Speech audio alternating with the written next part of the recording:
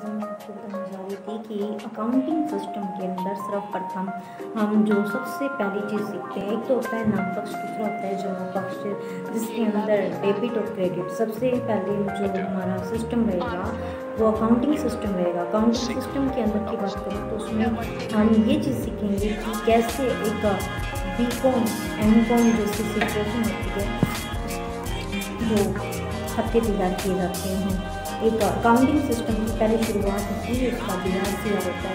DRCR बिना एक account का स्टूडेंट हो, चाहे मैं अकाउंटेबल का स्टूडेंट हूँ या फिर कोई भी डिपार्टमेंट है जिसमें व्यापारी के तौर पर काम करे या ग्राहक के तौर पर काम करे, उसको इस चीज़ की समझ होनी चाहिए। डेबिट का मतलब यही है कि व्यापारी के पक्ष में जो उसने जितने भी खर्चे किए हैं वो उसके नाम होंगे। नाम होने का मतलब यही है कि व्यापारी अपना सारा लेन देन क्या कर रहा है, DR कर रहा है, डेबिट कर रहा है। डेबिट का मतलब नाम पक्ष में किया जा रहा है। दूसरा होता है जमा पक्ष। जैसे ही व्यापारी के पास पैसा आता है वो जमा कर लेता है। जमा का मतलब है क्रेडिट पक्ष में पैसे आते हैं, चाहे आप ग्राहक हो, चाहे आप व्यापारी हो, चाहे आप कोई व्यक्ति हो। आपका दो सिस्टम से जुड़ना, मैंने कहा, एक तो डेबिट, दूसरा होता है क्रेडिट पक्ष।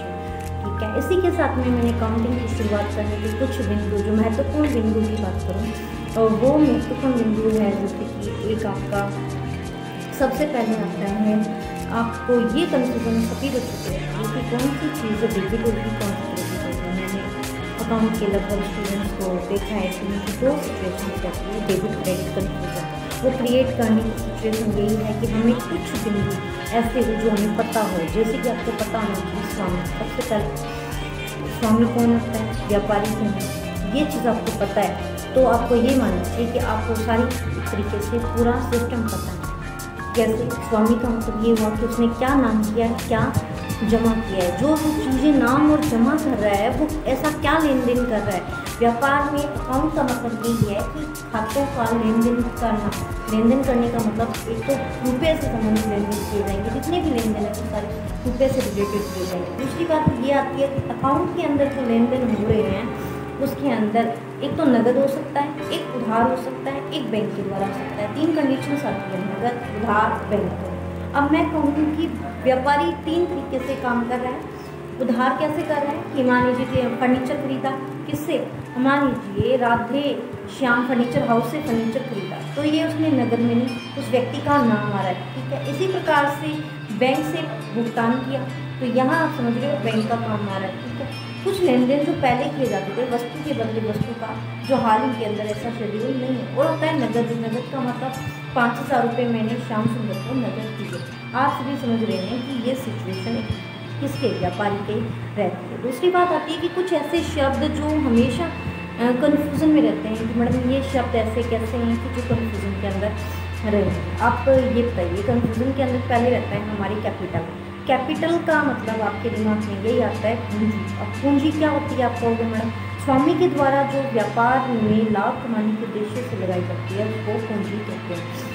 पूंजी का इंग्लिश मीनिंग कैपिटल है। कैपिटल इज एक प्रकार से मैं कहूँ असेट्स और लाइबिलिटीज इज इक्वल क्या होता है, कैपिटल होती है। व्यापारी के पास जितनी संपत्तियाँ, जितने दायित्व हैं वो उसकी क्या है, पूंजी आंक सकता है। आंकने के लिए उसको जो एंट्रियाँ की जाती हैं, एंट्रियाँ मतलब कैसे की जा रही है, प्रविष्टियाँ की जा रही हैं।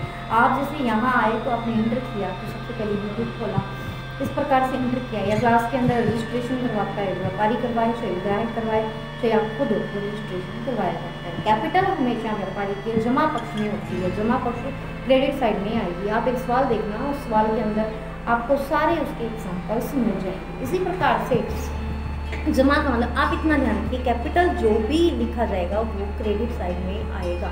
चाहे फिर वो कोई भी सवाल आ जाए, चाहे कहीं भी उसकी एंट्री आ जाए, चाहे वो व्यापारी नगद में लाए, चाहे कोई माल लेके आए, चाहे वह उधार लेके आए, वो सिस्टम आपका क्रेडिट रहेगा। दूसरी कंडीशन होती है व्यापारी के लिए परचेज और सेल्स। ठीक है, परचेज का मतलब है परचेज रिटर्न और सेल्स रिटर्न, ये दोनों शब्द आते हैं। इनका एक प्रैक्टिकल करके देखेंगे जो आपको अच्छे से समझ में आ जाएगा। परचेज का मतलब व्यापारी ने माल खरीदा है, ठीक है, या ग्राहक ने माल खरीदा है, तब माल बेचा। बेचने का मतलब यही है कि आपको मैंने पैसे, आपने मुझे दिए और मैंने आपको माल दे दिया, वो हमारे लिए क्या होगी, सेल्स होगी। सेल्स का परचेज में कंफ्यूजन रहती है मैडम, परचेज DR होगी, CR होगी, तो सिचुएशन एक ध्यान रखिए, परचेज हमेशा DR डेबिट पक्ष में की जाती है।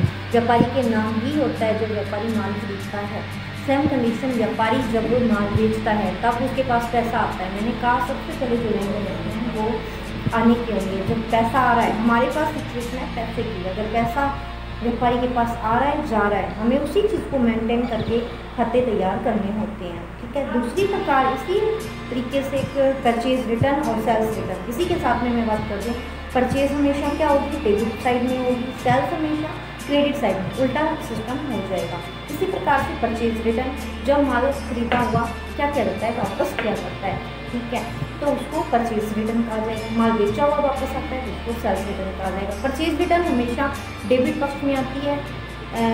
ये जो मैं कह रही हूँ डेबिट की साइड को क्रेडिट पक्ष में आएगी। इसी प्रकार से सेल्स रिटर्न है वो हमेशा डेबिट पक्ष में आएगी। परचेज जो डीआर हो रही थी, परचेज रिटर्न वहाँ क्या हो जाएगी, सीआर हो जाएगी, और सेल्स है वो क्या हो रही थी, सीआर हो रही थी, वहाँ सेल्स रिटर्न डीआर हो जाएगी। इसी के साथ में एक्सपेंसेस, एक्सपेंसेस क्या होते हैं, खर्चे होते हैं। खर्चे व्यापारी आए दिन खर्चे करता है, बिजली का भुगतान करता है। और मैं कहूँ पेमेंट जो शब्द आता है लास्ट के अंदर या पेड शब्द आता है, जब आप समझ जाइए कि वहाँ खर्चे हो रहे हैं। और व्यापारी के जितने भी खर्चे होते हैं वो नाम पक्ष में जाते हैं, चाहे वो पानी का बिल चुकाए, चाहे बिजली का बिल चुकाए, चाहे वो इलेक्ट्रिसिटी के अंदर का रिपेयरिंग का खर्चा करे, चाहे वो डेप्रिसिएशन का खर्चा करे, ये सारी चीज़ें उसके व्यापारी के नाम पक्ष में होगी।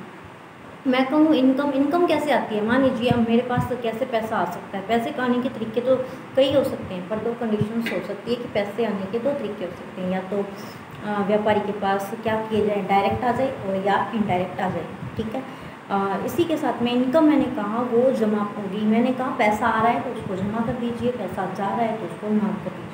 ये चीज़ें आपको इतनी समझ में आनी चाहिए। दूसरी बात आती है एसेट्स। कुछ ऐसी एसेट्स होती हैं जो नॉर्मल होती है या कॉमन होती है। वो कॉमन एसेट्स सारी एक ही साइड में मैं कहूँ दिखाई जाती है। इसी प्रकार से एसेट्स के साथ में मैंने कहा इनकम सारी क्रेडिट पक्ष में आएगी और जो एक्सपेंसेस है वो डेबिट पक्ष में आएंगे। तो ये चीज़ जो नॉर्मली आपको पता होना चाहिए। सबसे पहले मैंने कहा कैपिटल आपके जमा पक्ष में जिसे क्रेडिट साइड कहा जाता है वो आती है।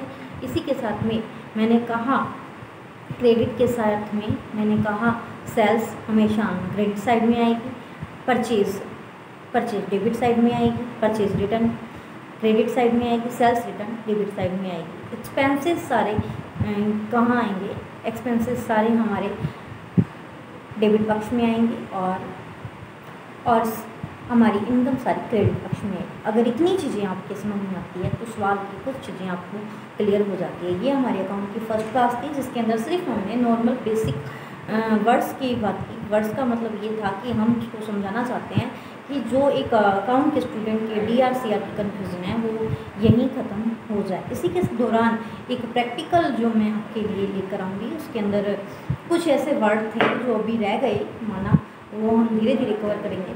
Thank you so much. Next class जल्दी आपको मिलेगी। Thank you so much.